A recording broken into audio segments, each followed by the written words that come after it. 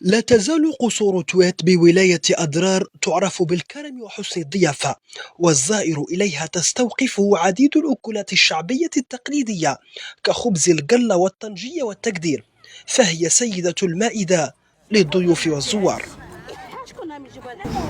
هي من تما نهار اللي يطيب نولي نديروه في الطبسي وماكلاش تشكل ناكلو.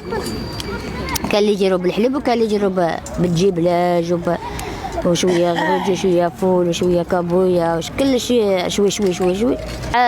نتاع تقاليد ضياف نتاع زعما اللي باغي يقدمها تقدمها، واللي باغي تجي زعما باش ياكل الولاد ياكلوا. تجتمع النسوة حول القلة المكسورة وبراحات أيديهن عجين متكون من طحين قمح ممزوج بقليل من الماء والملح، والمبتغى هنا طهي التقدير المشهور.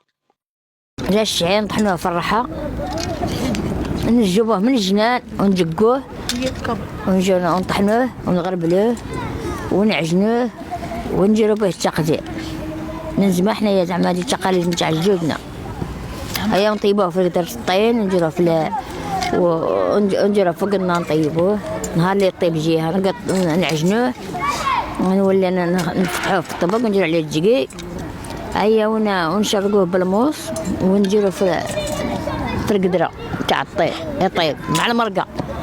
هيا نهار اللي يطيب نولي يطيب جهة نولي نديرو جهة ثانية.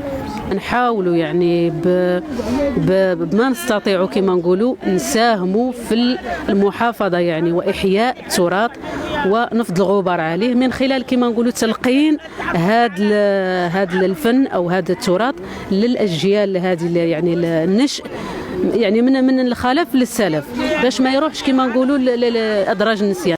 هي إذن زينة الجنوب أدرار تتميز بقائمة أطباق تقليدية على أمل أن تتمسك بطريقة تحضيرها فتيات الجيل الحاضر حتى يبقى هذا الموروث شامخا في أدرار.